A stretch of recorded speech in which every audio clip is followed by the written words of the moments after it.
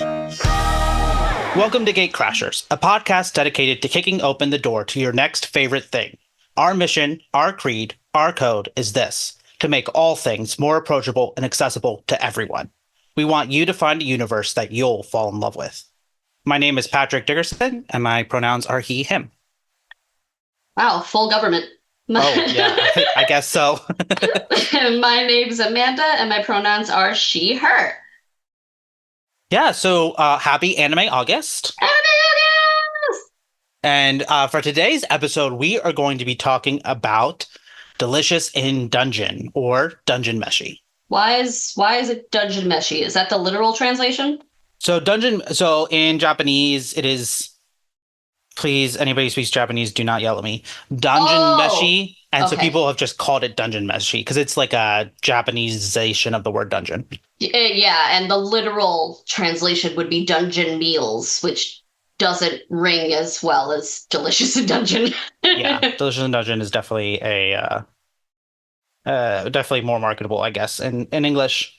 So what even is Delicious in Dungeon? It's a D&D anime. Yes. It is a I don't even think it's technically a shonen because I think it's more adult. So I forgot what the word for that is. No, seinen is the other one. Yeah. Oh no. We should have done this beforehand. Well, because I didn't even really consider that they're not teenagers because it's a fantasy world. Yeah, no, it is. So seinen is adult male. Oh, okay. Yeah. That's why I knew that one, and that's why I don't know the adult. Josei. That's the one I never remember. But I always know seinen because I am a shonen slut. Yeah. So I think it is, I think it's technically a seinen. It's definitely not technically a shonen. Well, yeah, because they're all, like, by comparison, in their late 20s. Yes. As, or older. People. Yeah. Or like full-ass adults. Yeah, so it is... Which, I just considered the fact that we're also full-ass adults. The passage of time is relentless. Mm. So Delicious in Dungeon is a manga series that is written by the mangaka Ryoku Kui. And this series started in February of 2014 and ended in September of 2023. I believe the manga magazine it is in is not Harta. weekly. Yeah, it was published in Harta, and it is published with a frequency of 2 months. So every other month it gets published. So hence why. Oh, so people actually have like the opportunities to relax? Yes, exactly. So that's the reason it took so long to write. But yeah, it's been a long series, but it's been collected in 14 tankobon, the volumes, and has been turned into an anime, which in a wild turn of events, they did not make it into an anime until the series was over. The manga series was over. So that is kind of wild. And also, it's probably better for it. Yes, definitely. Definitely.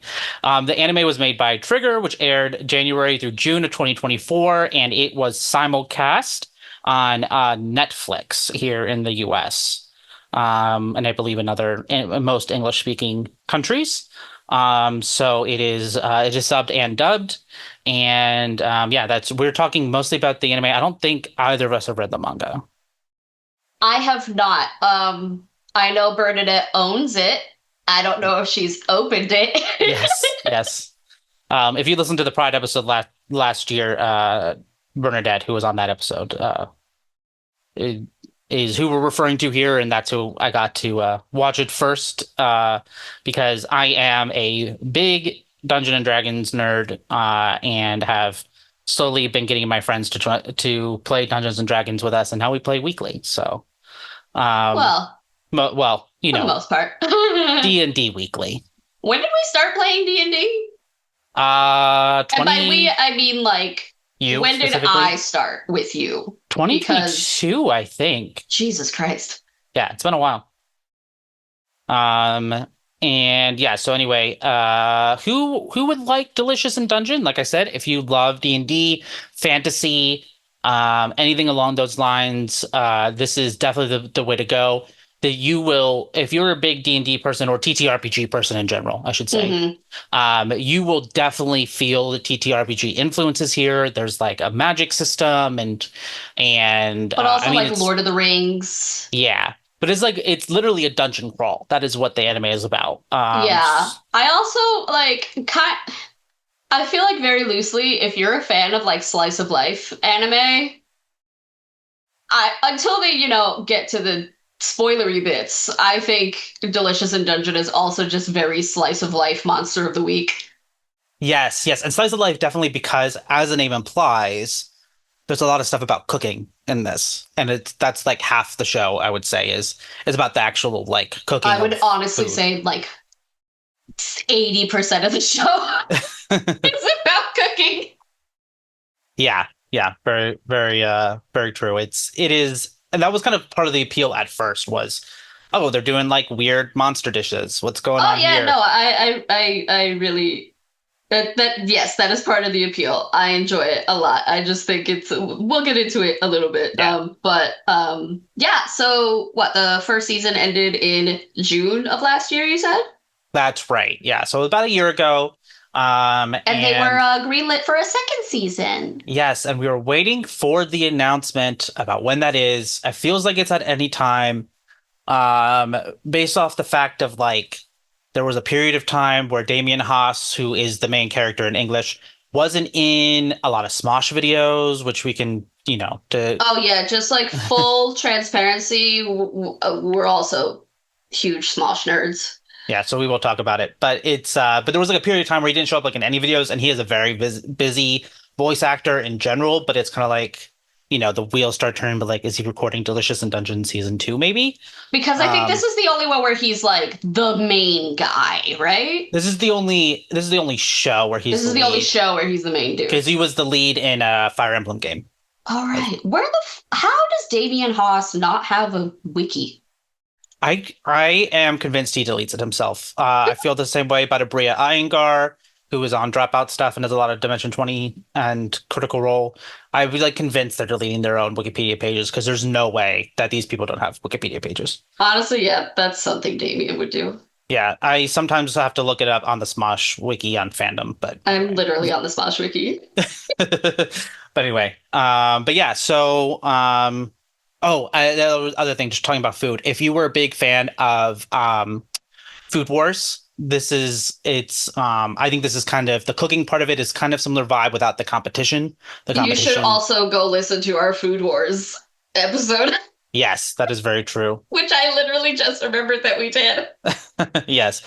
But I loved Food Wars. I loved it all. And the cooking part of it has a lot of the same aspects and kind of how the food is drawn, and B, like talking about the different like culinary techniques has a lot of this very similar feel to it. So if you were a big Food Wars fan, and you also like fantasy, I think this is a great one to look at as well.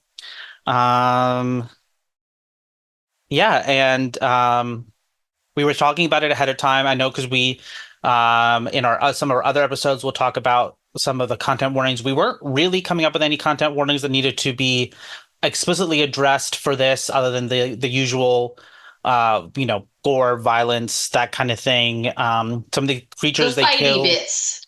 Yeah, there's a little bit of ethical questioning going on, and in the long run, more so beyond the first season, there's where people's species slash race or whatever it is becomes plot points and It's stuff. fantasy racism, all right? It's Yeah, fantasy racism. They're gonna do it because apparently we have to put racism in everything. yeah, which we will talk about, We but can't just that's live. but that's the extent of what we could come up with. It's a relatively light, for relatively light season for something that involves people dying pretty often, I will say. So yeah, But there's so a reason. yes, exactly. So yeah, so I think that's everything that we need to talk about before we get to the spoilers. So why don't you go ahead if you have not watched or read Delicious in Dungeon yet to go and do, we're going to be talking about only the first season, of course. I mean, And so if you've read the manga or you've seen the show up to then, you'll be all good. But otherwise, go pause it and go check out the 24 episodes on Netflix and come on back. otherwise, it's time for the little dance break.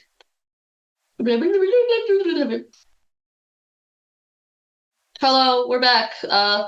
I hope you had fun watching the entire first season of Dungeons. I just called it Dungeons and Dragons in my head. Dungeon Meshi, Delicious in Dungeon, Food Dungeon, Yes. Dungeon Meals, Yes. the Damien So, Haas show. yes, very true. Well, it's Damien Haas and Sungwon Cho, who is another voice actor I love. That's who plays Senshi. So the That's who casting plays is Senshi? yes. I didn't know Sungwon. that. To be fair, honestly, I don't actually think I know.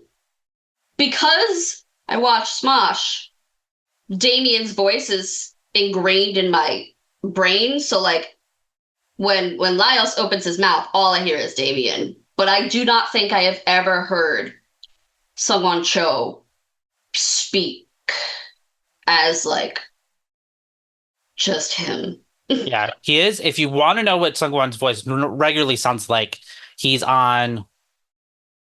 He's definitely on He's definitely on TikTok. Yeah, well, he's on TikTok, but Wasn't he's he pretty big on Vine when Vine was alive, RIP? maybe I think so. But he is on Dropout stuff. Know he was on a Game Changer episode, and I think he also did a Make Some Noise episode. So He's definitely, also in K-pop Demon Hunters. You should go watch that. yeah, we'll be talking about it soon enough. I was looking, we're getting off track again, but I was We're looking always at getting off track. Sungwon's credits and under television for Pokemon Journey the series. He played Delibird and Carnivine, which is just really funny to think of him just being Delibird. Oh yeah, he's a YouTuber. That's probably where I've probably heard like snippets of Yes. him like as YouTuber man. You know where you've also heard him? He's Ratatoskr in God of War Ragnarok. Who's who? He's the squirrel in God of War Ragnarok. Okay, thank you. Cause I'm like, bro, I Yeah. know Kratos. I don't remember the talking head's name. Mimir. Mimir. Yeah, that's about it. Boy. Yes. Atreus. So anyway, getting back to Delicious in Dungeon, what the episode is about. Yeah, I watched this last year, but you watched this week, I think This it week. was. I binged it in like 3 days. Yeah. So what are your initial thoughts about it, I guess? I mean, so I knew bits and pieces. Like, I knew about Fallen and like the Chimera situation. I obviously did not know how she got there. I was incredibly confused because like this is what happens when you like are in the anime zeitgeist, but like you haven't actually watched the thing yet because I'm sitting here, they start the episode, they introduce Fallen, and I'm like, why are you not a giant chicken? Yeah. How did we get from point A to point B? Yeah. And I think I'm not gonna what? I was gonna say, I think you're specifically aware of Fallon's chicken form because of the incredible figure they did. Because Well, before the figure, I was aware of it because of the gif of the improbable boob dynamics. oh yeah. Yeah, for sure. Which I think might be the only instance of a woman being objectified in the show. Yeah, normally it's just Senshi. Just that. Yeah, normally it's just Senshi. And honestly, again, another bit about being in the anime zeitgeist without actually watching it, people played up the fan service like of Senshi so hard because I almost never noticed it. Yeah. Yeah, I think I noticed it maybe once. yeah, it's definitely was something where people were like, whenever it happened, people were like posting it and then reposting it like over and over and over again They because were it like, was "Oh my funny. God, the novelty!" And I'm just like, I thought there was going to be a lot Yeah. more crotch shots than there were. Yeah, yeah, but Which is why, anecdotally, I avoided watching it for a little while because I was dog sitting, and the place I was dog sitting, their TV is mounted in such a way that you can watch it directly from their windows from the outside. And they live on the first floor of an apartment building across the street from a park. And so I'm sitting here like, I don't need all of that on a very large television across the street from a park. yeah, fair enough. So I was honestly expecting a lot more cross shots, and there actually were. Yeah. But I'm getting off the point that I like. I started it and I was like, oh, this is cool. This is I like it. It's real like chill. And I honestly after a bit I was like, all right, can we get to the story? Because I feel like it takes a little bit to get to the story. Fair enough. Yeah, it is a little bit, but because it just, definitely does a little bit of world building before it gets like to the plot of why they're in the dungeon. You know But why they're like going they don't back. do the important world building. Yeah, it is the fun stuff for sure. Because why was I sitting here 15 episodes in like, wait, so only this dungeon you can die and come back to life? Yeah. Because that was not, they did not make that clear. I was just like, oh, okay. Dungeons and Dragons rules. Every dungeon you can do this. But no, apparently this dungeon is particularly infamous because it's the only dungeon where if you die, you can be brought back. Yes. Yeah, you can be resurrected as long as your body is found, and that is key. That is Um, key. Um, and but also like it's because the very first episode, like everybody dies. yep. Like literally in the first 2 seconds, not the first 2 seconds, the first like minute or so of the very first episode is like, let me tell you a tale that I completely forgot that they told me. So when they started referencing it again, I was like, wait, what? And Yeah. then like after that, everybody dies, and then they come back to life. And so my D&D brain rot was like, oh, okay, I got it. Yeah, And then definitely. eventually they were like, no, that's not, that's not, no. Yeah. Yeah, and it's which is always a fun way to start something like this with a total party kill. I think we're playing D&D, etc. We've only done it once where we started that way, but it was certainly different. So it's kind of a fun way to do it, and as opposed to your usual starting in a tavern or whatever that they could have done with this. So definitely a neat way to start, and it does set up the plot and the fact that Fallon is eaten by the dragon, so her body can't come back. And that definitely makes it hard because you need to have Well, the body to no, resurrect. no. Fallen got eaten by the dragon, and they're like, oh God, we have to get back to the dragon before she's digested. Yes. Yes, exactly. And so And the whole time you're like, oh my God, go faster. And the whole time I'm like, why is there no sense of urgency? Why are you not going faster? And then they find the dragon and they kill the dragon. And guess what? She's digested. yeah. Yeah, and I do think it's like they do is that if the dragon just goes back to sleep, um if the Yeah, I dra- did. Yeah, I will give them the like, oh, the because of like what dragons are and how they live. They're very much just like, okay, we have to be a little fast, but not we don't have to be that fast because the dragon should have gone back to sleep, and the dragon did not go back to sleep. yeah. Yeah, because surprise, shit's happening. You know. Surprise, there's a crazy sorcerer. Yes.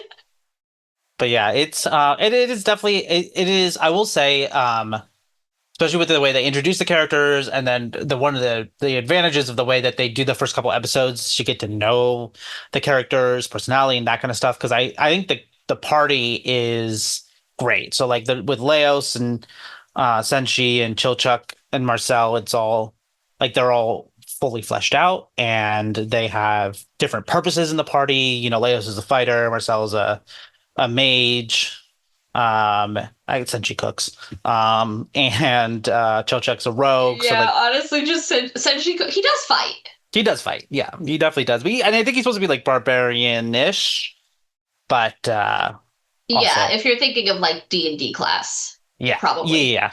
Yeah, sorry, we're gonna like refer to D&D stuff a lot. But like to be fair, so much of their dialogue and like the way they move through the show is already heavily D&D coded. It definitely is, and in fact, um, Yeah, I was setting you up for that one. yeah, the mangaka Kui, she began reading Dungeons and Dragons rule books as one of the ways that she started preparing for this. And so Dungeons and Dragons has a huge influence. She also read Neverending Story, Lord of the Rings, and played role-playing games like Legend of Grimrock. Apparently, a very specific reference is the 1990 game Wizardry 6, Bane of the Cosmic Forge, which Which I've probably explains all the fantasy racism. yeah, probably. Well, I mean, D&D explains the fantasy racism, seeing That's as that, Gary yes. Gygax, who created D&D, was a racist and misogynist. Oh So, God, surprise. surprise. That's why he was like, all orcs are evil. Anyway. But yeah, so there's definitely tons of D&D in it because D&D is one of the sources that Ryoku Kui uses to help flesh out the world and the rules of the magic and all that kind of stuff. And that's why there's like it's classical races. They say tall man and um for human essentially. And Is then that why they call Chilchuck half foot? yes, it's because he's a halfling. Because the whole time I was like, why the fuck are they calling him half foot? It's Yeah, so halfling. yeah, he's a halfling. And yeah, then I didn't Mark realize that that was also a racism. yes. Actually, I don't think it is explicitly a racism. I think it's just they're called half-foots. That's just the name of the race. But why? I don't know. I think it's just not use halfling. I don't know. It might just be specifically how they decided I don't think to. halfling is copyrighted. It's not. I just think it's probably how they translated the manga. Is my guess. Why did they do that? Mm-mm. I need to physically fight the translator.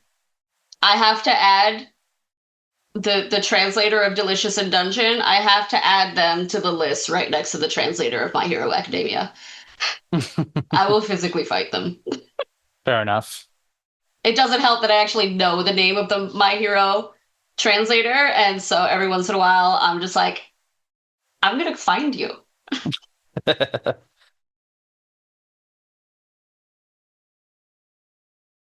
okay. They're called the cat people are just called or the animal people are just called beastmen. So, I think But it's like, okay, please hold. What the fuck? Like, why are they so like? Oh my god! So there's a character. Their name is Izutsumi, and she is like half girl, half cat, or for some reason she is half cat, and part of her whole story is her being like, I want to not be half cat anymore. Um, and everybody is so like agog and aghast about it. And I'm like, but kobolds exist. What? I don't understand the difference. I think so. I think it's that kobolds like are naturally occurring and the beastmen are made by magic.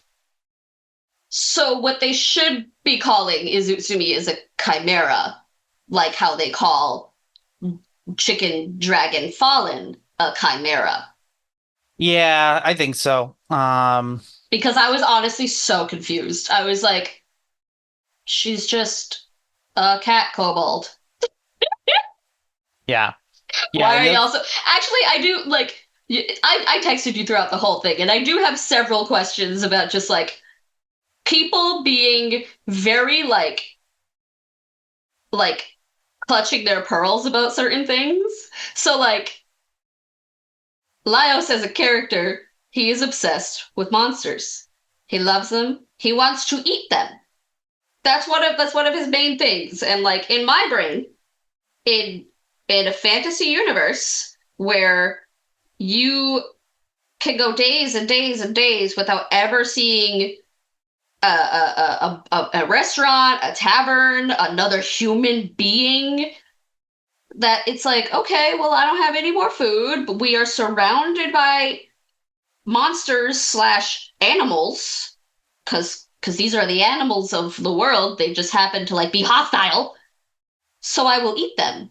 And I don't understand why everybody is so like, you're eating monsters? I'm like, no, I feel like this is a natural progression.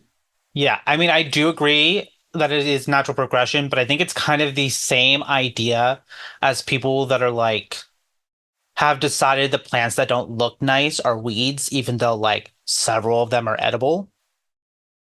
And it's like, and like they're not like bad plants. They're just not desirable from an aesthetic standpoint. And I think that's probably what a lot of it is that like they decided these creatures are the undesirable creatures. They're either they're too aggressive or they like are not that pleasing or they're like hard to cook, because there's at least one time where it's like you So got to it's do like it just right. it's like Western culture being like, oh my God, you eat bugs.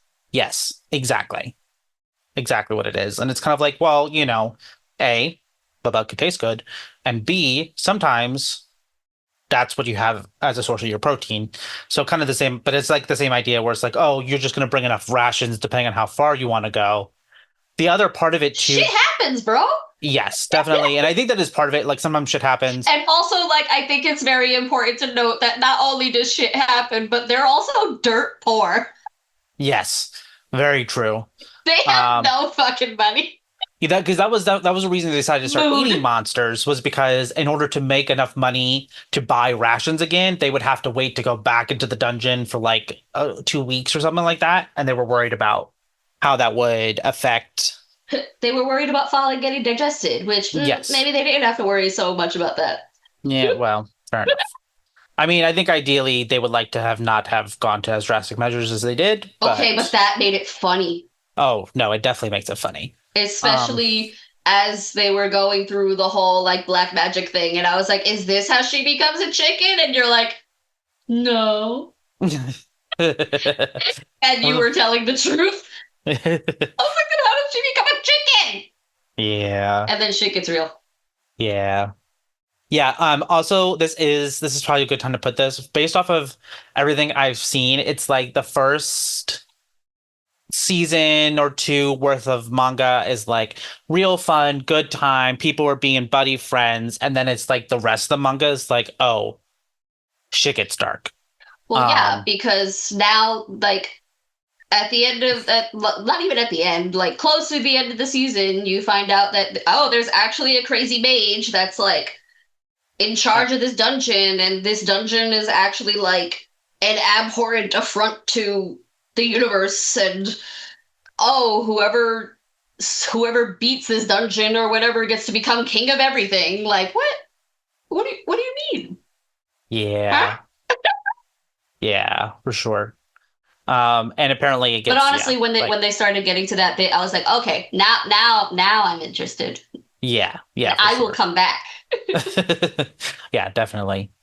And yeah, it's definitely a situation where it's like, um, that it's like, oh, this is like all of a sudden such more of drastic situation than like it's jumped in magnitudes of like importance and drasticness, and especially because it's like I think you're competing, they have to compete against other people who like would use the power for evil and like all that shit. So anyway, um it is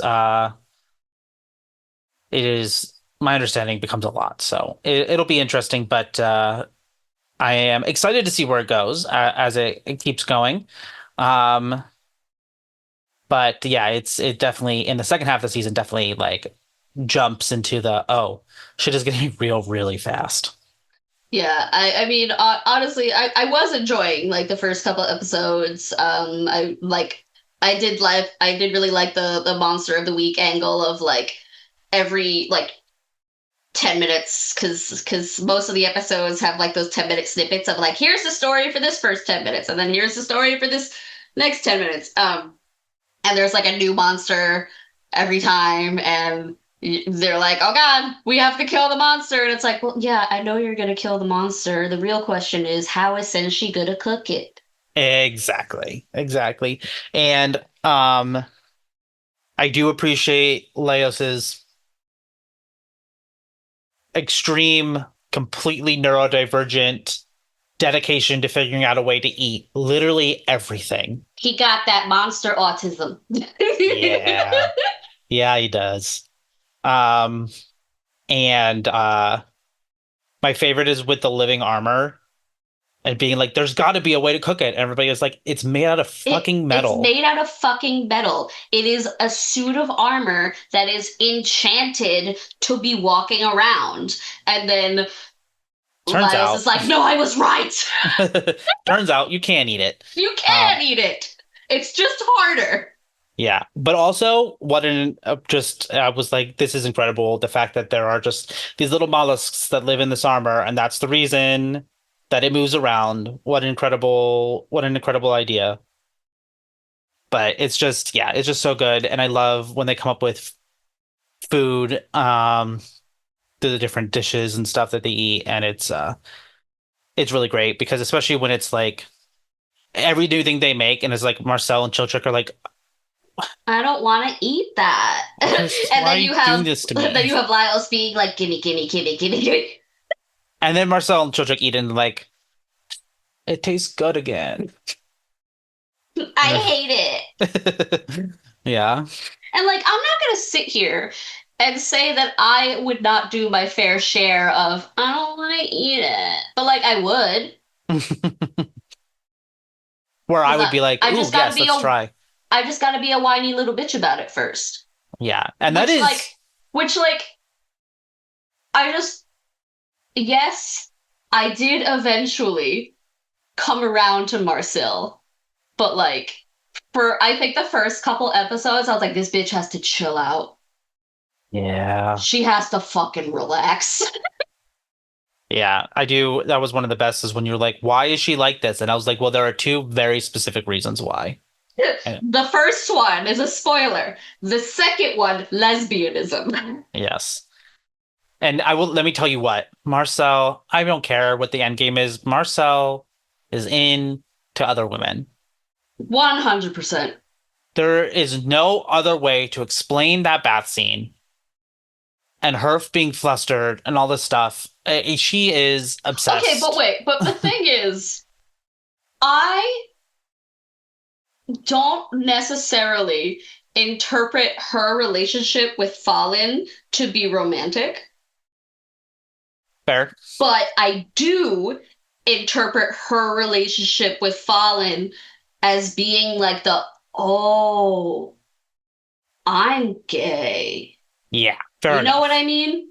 Yeah, it's definitely Like I like, feel like everybody who is queer has that one person who was in their life where it's like I'm not necessarily romantically or sexually attracted to you, but at a certain point in my development as a person, I looked at you and I said, "Oh, this is why I'm like this."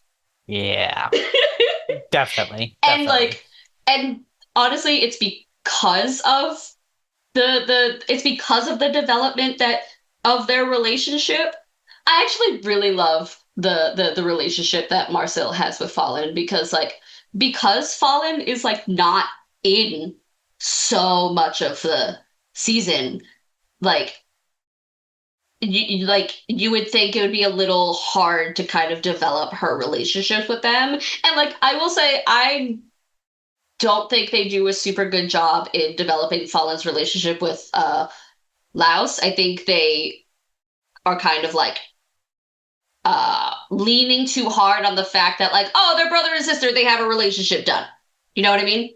Um, but I think they do a fantastic job with developing Marcille and Fallon's relationship, specifically with like the whole like they were childhood friends, they went to the same magic school. When Fallon stopped going to magic school, she still came to like be like, Marcille, I love you, I miss you, have lunch with me, I brought you berries. Yes. Yeah, it is really nicely crafted, and it's great to see. They're just so cute. Yeah, and it's also great to see as Shonen slash Seinen, pass the Bechdel test. Because, doesn't happen that often. But it's it is really a sweet relationship that they have, and they really do, they're the kind of friends that's like, no, they're family is what it is. And it is really, really nice. I do also agree that they don't develop Laios and Fallon as much, but I think that maybe I don't think they have a particular strong relationship other than they don't hate each other and they are brother and sister. I think that's like on purpose, maybe, I but mean, I get like I understand the idea that like I understand the long game idea of the reason we haven't developed their relationship is because they don't actually really have one.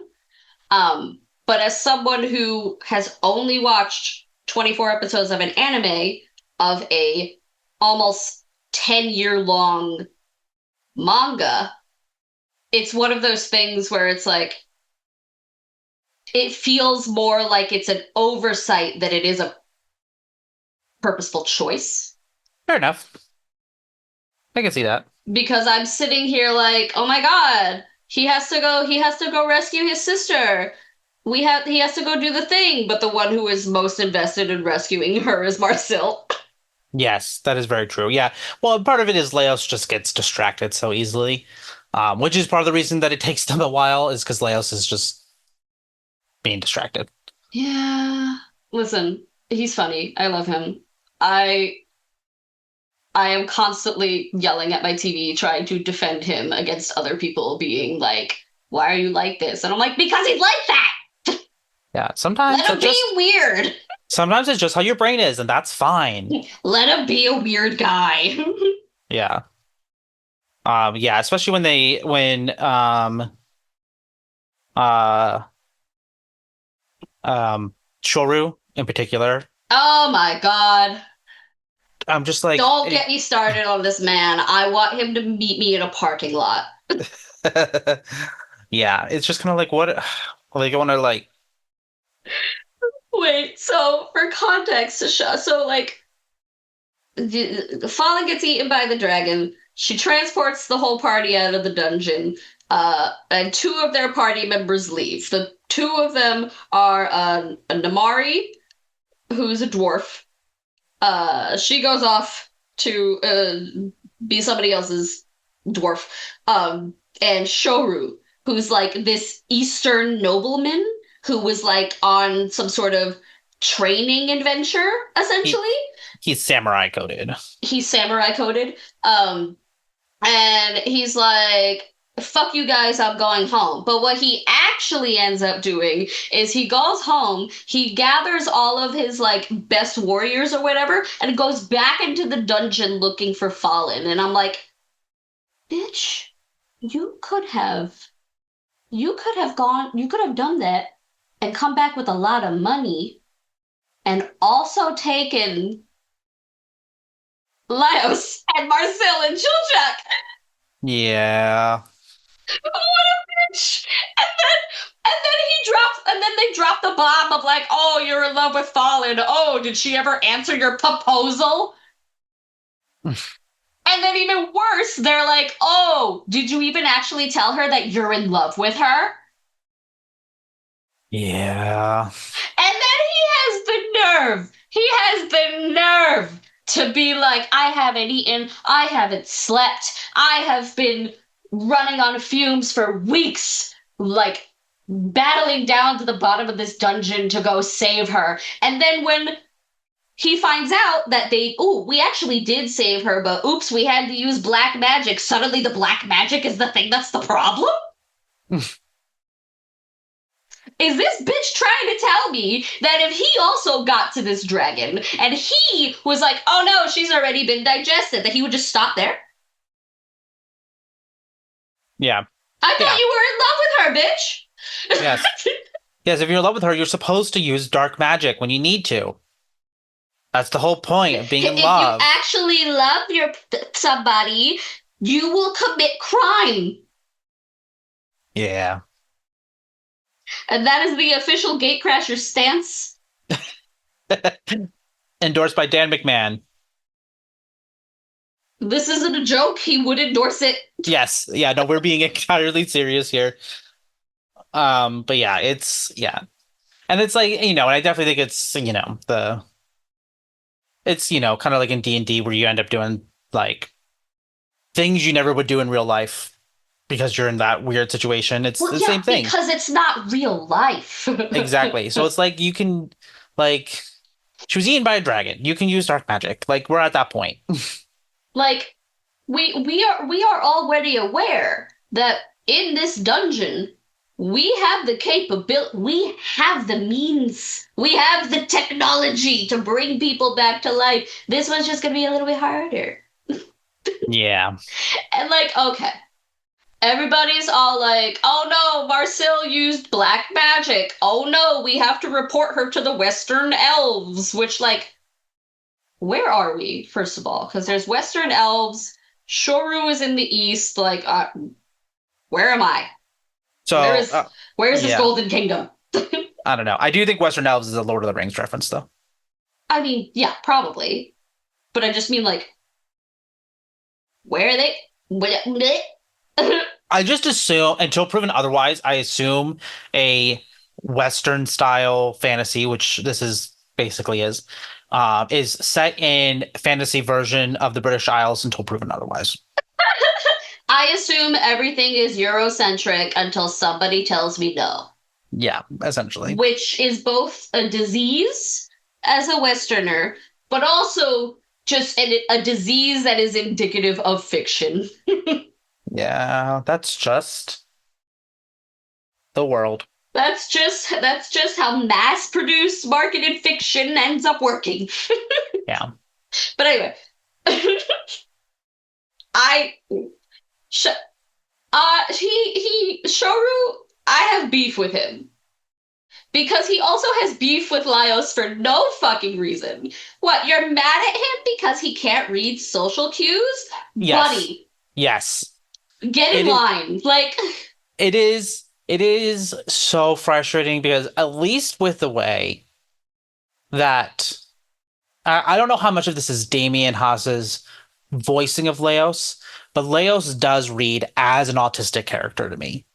And and to many people. and to a lot of people. Yeah, this is not a Patrick opinion. This is the general internet consensus, pretty This much. is a Patrick with a touch of the tism opinion. Yeah. Well, and Damien Haas, the voice actor, is you publicly talked about him being autistic and stuff. So it's like, Um, it all kind of it is not a huge stretch to say.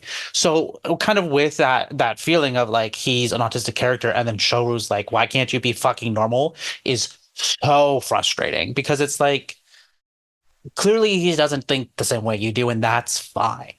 I would like to just interject. Damien is actually autistic. Yes, that is what I meant. No, I know, because like you said that, and I was like, you said it as if it wasn't something that was confirmed, and I was like, wait, I think it is. Oh, yeah, yeah, it is confirmed, and he talks about it. In fact, there's a very funny drawing where there's a picture of Damien wearing a shirt about, oh God, what's the joke on it? About like something about being autistic, and somebody drew Laos in that same t-shirt. It's great. I have to find it and send it to you. I've seen it. I don't remember exactly what it says either, but I believe me, I've seen it. That's the only reason I know that the internet goes, Laos is autistic. And I'm just Mhm. like, yeah, I believe you. Yeah, for sure. As someone with somehow many autistic friends, yeah, I believe you. Yeah. Yeah, there's a lot of How did you all end up in the same room? I don't know. I didn't do it. But yeah, it's what I will say is also nice about it is that Bleos is right so often about different things. Oh my God, it's so good. It's so fucking good when he's like going off on a tangent and they're like, man, stop. And then 5 minutes later, they're like, what the fuck? Yeah. Yeah, absolutely. As somebody who info dumps all the time, it is really nice representational say because I have definitely done that, particularly at work, where it's like, here's all this information I have, and then people are like, why are you telling me all of that? And then like the next day it becomes relevant, and I was like, this is why I told you all of that. I just Um, assume you're right unless I'm feeling bitchy that day. well, you just, I mean, to be fair, you like to fight me just because you think it's fun. It is fun. Um, but it's nice. So like, yeah, the combination of like Leo's being right a lot of the time, and that like his hyper focus, hyper fixation on monsters and stuff saves them a couple of times, and all of that, and like it doesn't keep him from developing close personal bonds with his party members. And whether or not the mangaka intended for Leos to be autistic, the fact that it comes across that way, I think, is really nice representation of neurodivergency, at least, because it's definitely Leos is definitely neurodivergent. Also, the fact that like Senshi and Chilchuk and Marcille are all kind of like, yeah, all right, he's just like that. And then every time some other fucking character comes into the mix and is like being a bitch about him, I'm like, I'm gonna fight you. Yeah. Like, shut the fuck, leave. Literally leave. I don't want you here anymore. Yes, definitely. Let him be weird. Yeah. Like, sure, sometimes I'm like, hey, maybe don't do that. Like when he makes decisions and doesn't tell the party, Yeah. like keeping a mollusk sword. Does Yeah. the mollusk sword save him? Sure. But tell somebody. Yeah. Amanda says as a character who in our currently D&D campaign does that sometimes. That's for the plot. Exactly. Exactly. It's for the plot. That's why he makes No, those these decisions. are real lives, Patrick. This isn't a game. But yeah, it's great. But yeah, he does do some stupid shit sometimes, for sure. Um and yeah, it does get them in trouble occasionally, but that's fine. Yeah, honestly, what another one of my favorite things about the whole like once the plot starts getting going and like you start learning about the whole like oh yeah if you I don't know if it's if you get to the bottom of the dungeon or something what is it exactly you do what in the dungeon and then you're king you beat the dungeon I think it's that you have to defeat the Mad Mage. was it that you have to okay well regardless they have to defeat the mad mage but the whole lore is like you defeat the master of the dungeon you get to become king of the whole country and it's like first of all who the fuck decided that y'all just yeah, and I know the answer is, oh, this old guy came out of the dungeon one day and said that he was the king of an entire country, and if you defeat the Mad Mage, you get to become king. But like, why did anyone believe him? Well, That's my in first fairness, question. it is a dungeon where you die and come back to life, so I guess it wouldn't be a stretch to be like, oh, maybe that is real, Especially because there's like, whole atmospheres down there. I'm not gonna believe some random dude who comes out of a dungeon and then immediately turns to dust. Yeah, fair enough. I'd be But like, that was a hallucination, and I'm gonna go on my way. But then also, like every time somebody meets Laios, they're like, he would make a bad king, and it's like, at no point did this man think, yeah, I want to be king. yeah. Literally at no point. In fact, when somebody goes, actually, you do need to be king, he's like, no. Do I have to? Like, do I really have to? Like, what? Leave Yeah. this man alone. Yeah. This man is so excited about being able to milk minotaurs. He does not want to be king. Like he just wants to, do his little creature encyclopedia nonsense and like, I don't know, turn his sister into not a chicken dragon. Yeah. Two pretty, reasonable goals, I guess. And now he has to be the savior of an entire underground immortal kingdom. Yeah, well, it's, either he does or the evil elves do or whatever, so Yeah, the evil elves are all. Well, actually, the evil elves want to destroy everything. They don't want to save nothing. well, that's true. That is very fair. Also, But like, I'm not gonna call them evil elves just yet, yeah, fair enough. because I don't know. like They got that vibe to them. I they don't got trust a that single vibe one to of them. them. But also, there's fantasy racism. Yeah, yeah. I It's just okay. I should just preface. I should just say that like the whole thing isn't fantasy racism. I just personally really hate when you make all this worlds building and like you create an entirely new world and you create this whole story, but also I have to put contemporary racism into it because I can't think of other conflict. yeah, Like you could just say that like oh historically this like you could just go the route of like hey the western elves they're the british and historically they're kind of shitty to everybody instead of like hello I'm a random elf you are a random orc I have beef with you you know yeah, definitely. And it is definitely something that it's like it's just not necessary. There's one thing to be said it's like when about people put homophobia into fantasy I'm like why'd you do that yeah, but it's like one thing if it's like, hey, I've created this fantasy book and it is an allegory for racial inequality in our world, and that's like the mm-hmm, specific point of the book. mm-hmm. That's fair. But there is no need, definitely, for I have a fantasy world, and the point is not racism, but there is racism. There's just no need to do it. And not that Delicious in Dungeon does it, but it's even an It extra doesn't step. do it a lot. I just hyper fixated on like this Yeah, one yeah. episode where they did it for way too long. Yes, definitely. But at least they don't do the thing where some things do, where it's like, in addition to the fact that we hate orcs, we also hate not white humans, because that's just because sometimes Oh fantasy yeah, does that no. too, and They that's they just don't do I'm that done. I'm not going to read that. because Kabru is hilarious. Yes, Oh my yes, god. There's so many little like offshoots of story that I'm always like, can we tie this together a little? I think I was just getting impatient of like, can we tie this together a little faster? But also at the same time, every time like Karu and his party ended up in an episode, I'm like, why do y'all suck at adventuring so much? Why are you always dying? yeah.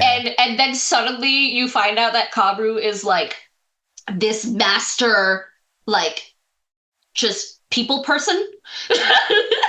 He's the face. He's got that high charisma. Yes, he is the face, but also like it's just so funny that like they just pull that out of nowhere. They're like, "Oh, by the way, he's actually like extremely good at his job. It's just his job should not be adventuring." Yeah, yeah. And it's well, and part of it too, I think is supposed to show is that like I think the fact Different that strengths. yeah, but I think the fact that like What if Laios Kabru is is king? would be interesting. I'm gonna go read the end of the plot End of the month. for The well, I think the point too of Kabu's party dying is also to like Laos's party not dying is like weird. And they like go much deeper than most people go in the dungeon. Most people only do the first couple of layers of the dungeon, and so it's like the point is that like most of the parties that are going in there die in a couple of levels, and okay, yeah, I guess that's fair because it's hard to make that connection when you spend 99% of your time with Laios and them, and then like yeah, 1% with Kabru and only Kabru. And yeah, only they are dying. yeah, definitely. Um, So that it makes it look like they're just spectacularly bad at it. yeah. I also think that it's like mostly just introducing them so that they exist, because I think that both Kabru and and and Shoru's parties end up becoming like important later in Well, the plot. like Izutsumi from Shoru's. Oh my god, we've been saying Shoru. It's Shuro. I think we said Shoro the first time. I really don't think we did. His name is Eh. Shuro. I'm sorry to that man.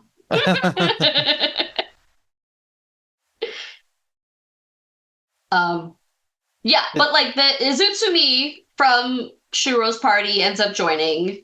Um, Kabru ends up being the basically the ambassador for the elves. Yeah, Like not I feel like ambassador sounds too willing, but like you know what I mean. yeah, definitely. Oh my god. So Chilchuck, the fuck do you mean he has a wife and kids? What the fuck do you mean? It is genuinely one of the best reveals. Okay, the reason it's kind of funny as a reveal is because like you get so much. This is another thing. You get so much Marcille backstory. So much. You get so much Marcille and Fallen backstory, and you get like a little sprinkling of Laios's backstory, and then like you get nothing for Chilchuck and Senshi until like the last 3 episodes. Yeah, but I think What it's you get for Chilchuck is literally, I have a wife and kids. yeah, I think it's That's it.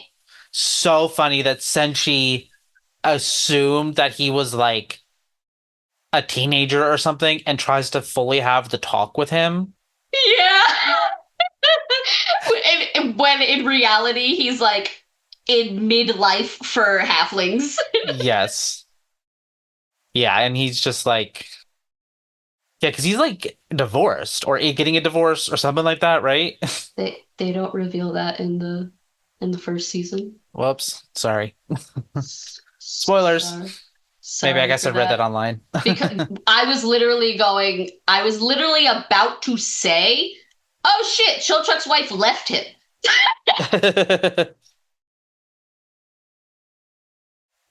Oops. Whoops. Anyway, but yeah, Senshi backstory. What? What? I know that it was purposeful, but like that 5 minutes where I thought, oh no, they made this man a cannibal by accident, like inadvertently, Yeah. and then like they really had me. They had me for like a good 15 minutes because like a whole so like they like the last 2 episodes of the season are just info dump because like so much of Senshi's backstory is also intertwined with like the creation, not necessarily the creation of the dungeon, but like the the I like the lore of the dungeon Hmm. and how like because what Senshi says he's been like in the dungeons for like a decade, and Chilchuck clocks that immediately because Chilchuck's like, this dungeon's only been open for 6 years. The fuck are you talking about? Um, and then like in the last couple episodes, you learned that like Senshi was part of this dwarven mining group, and like they get stuck in the dungeon, and you know people run out of food, and also people are getting like picked off by monsters. And he's also the youngest of the group at the time. He's like a baby, and so like they're all like, the baby must live. Um, and then fucking there's like 2 of them left, and they go out and they like be fighting and shit, and then the main guy comes back with food for Senshi, and I'm like, I don't like the implications of this stew. I don't like the fact that the Yes. other dwarf did not come back. Yeah, I was And like at first real I thought nervous. maybe I'm thinking too hard. And then literally like 3 minutes later, it's like, oh no, Senshi is also does not like the implications of this stew. Yeah. But it's fine. No cannibalism happened. Thank God. But like, I was just like, this is the most stressed out I've been the entire season. Please don't tell me this man had to eat dwarf. Yeah. But it's okay, because he doesn't. But yeah, All good. that was the most stressed out except for like the 5 minute span where Fallen just absolutely murdered literally everybody, and then I was like, oh wait, they're fine. Never mind. I don't have to be Yeah. stressed out about it anymore. They're gonna come back Yes, that is, I will because she say, killed literally everybody. yeah, that is one of the benefits is, oh, look, they're not dead. Nice.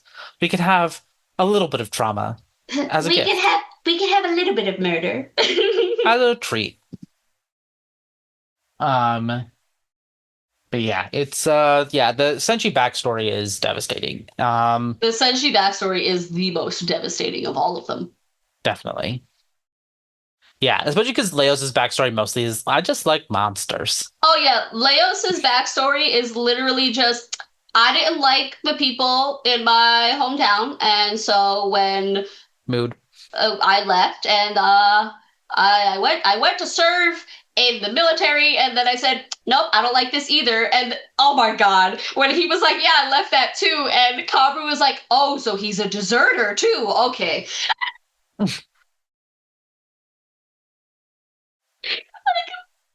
But is think it? about Laios Scream's main character. It's so funny. It's so good. Yeah, and but I will say, This man is really like, I'm fine. I'm good. yeah, in Laos's defense, deserting the army is not a negative character flaw at all. I'm not saying it's a negative character Oh flaw. no, I know I you're just not. think it's extremely funny that he's like, yeah, I went to the military, I left that, and yeah, then I just now I'm here. Yeah, Like for sure. he's just vibing Yeah, he's just happy to be here, at least for now. until somebody forces him to be king, or maybe Kabru will be king. I don't know. I can't find anything. Why won't the internet tell me spoilers? Yeah, I mean, fair It's enough. fine. I will do a deep dive into it immediately after we're done because I need Yeah, to know. yeah. I think I know the answer, but obviously will not say it here because that would No, you've be already spoiled one thing. um yeah, Because I for sure. cannot imagine Laios being king. Laios cannot imagine Laios being king. Yes.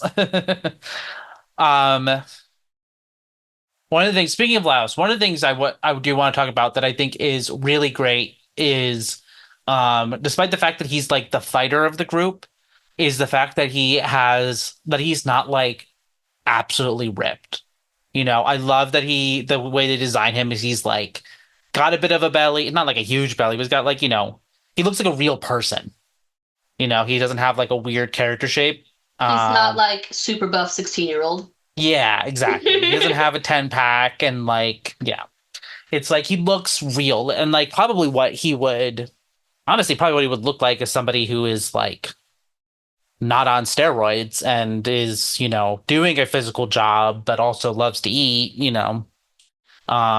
And I think it's just really nice that and Senshi both being like well, and Chilchuk really for that matter, being like, really real body types because there's a lot of conversation around some of the absolutely abhorrent character designs for women in anime. That is absolutely a problem because they are literally physically impossible. People's backs would break the way that some of these women are designed. I get it. That's totally, totally a lot. But also at the same time, there are some of the designs they have for men too. It's like that's not how bodies fucking work. And so it's very nice to see kind of the like realistic, which is kind of crazy in a fantasy series to say, but like realistic body shapes and having like a wide variety of body shapes, both for men and women. Because like not all of the women are like, petite, slim people. It's, Namari is like really buff and like Well, and she's is also literally a dwarf. Like I know. I have I never once seen a female dwarf be shown in the actual media. Fan art, that's different. But I have never seen a female dwarf not be beefy. Well, yes, like definitely broad and stuff, but they're also like not afraid to give her like, defined muscles on her arms and things like that. So, but it's like it's still a nice like variety of body types and stuff, and it's not all of the girls are going to be this skinny and this height with this size boobs. There's a variety in that and in the guys as well. So it's another strength I think of this is kind of again in a show that is a crazy fantasy with magic and griffins and stuff, realistic body shapes, which is always nice.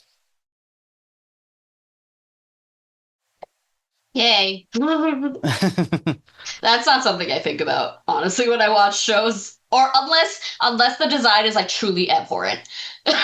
Yeah, yeah. Certainly the abhorrent ones is definitely something that is noticeable. I mean, I noticed Senshi and Laios' body type because I was like, oh, they're hot. But that's you know, another issue. But yeah. It's just So because you're gay. yeah, I mean pretty much. So um but yeah, so it's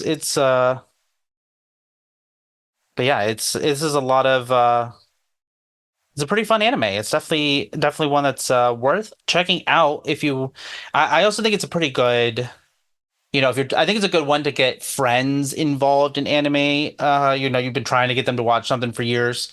Yeah, I think this is one that's good to recommend, especially for say, not that there is that many D&D people who don't watch anime, but if you're trying to get like your D&D party into anime more, this is a great one, obviously, to get into, or people who like fantasy but maybe haven't dove into anime yet. That this is, I I was think it's a about good. to say, like, oh, you mean Dungeons and Dragons and anime isn't just a circle? And then I remembered Jeff doesn't watch anime.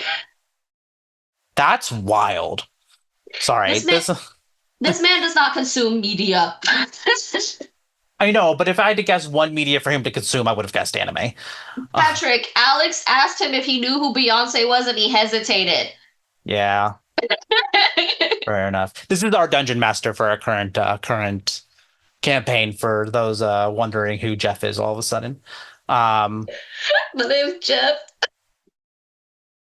but it's anyway, it's a definitely a good one. This actually would be one I would recommend to Jeff. Then knowing that, be like, I think you'll like this. I think Um, it's very low stakes, at least to start, and it's also yes, just weird enough for you to be like, yeah, man, anime gets weirder yeah, yeah. instead of like being too normy. This is entry level weird Yeah, because sometimes like people try to get their friends into anime and they start with something too normal or too weird. or too weird. Yeah, Like if you're trying to get somebody into anime, I really do think starting with Attack on Titan or Haikyuu is like you're that's a bad call. Bad call. yeah, for sure. Well, I do think this one is a good one, and it's like, oh, especially, because it's like those of you who watch Food Wars, being like, hey, you should watch Food Wars. Please ignore the orgasms in season one; they get less weird. This is well, you don't have to do a lot of that in this. So Yeah, I don't think you have to warn anybody about anything, honestly. You're like, yeah, just go watch it. yeah, it's a good time, and it's on Netflix, so it's easy for most people. It's easy. And also, honestly, so we stopped paying for no ads and the ads weren't that bad. No, neat. Just to know. Yeah, I think there was like one at the beginning that was honestly maybe 30 seconds. And then there would be one or two in the like midpoints, again, 30 seconds. And then Nice. and I was like, "Oh shit. Okay, listen, if we had to go back as a society to commercials, I'd be fine with that. But like they can't be 5 minute unskippable ads. Yeah, Give me a commercial. and We've also, lost the art of commercials. yeah, well, because now they're all AI slop, so But this is not AI slop, and neither yeah, is this podcast. yeah, AI haters certified. Big AI haters. So anyway, yeah, so go watch Delicious in Dungeon. And if you have gotten through this podcast already and haven't done so, go watch Delicious in Dungeon, and we will, be watching season 2 with you when we get there. And go have a delicious, nutritious meal with your friends and enjoy one of the greatest things that the world has given us, which is good food. And we will see you for our next episode for Anime August. I thought you were gonna say go watch Delicious in Dungeon, one of the greatest things the world has given us, and I was about to be like, all right, you're overselling it. No, I'm talking about the food. If you want to check out the other Go things, have a good meal with friends. yes. If you want to go check out the other things we do, you can find everything at gatecrashers.fan. We have articles and there, as well as our podcast episodes, and our podcasts are found wherever you get those. With that, we will see you guys later. Bye. Bye.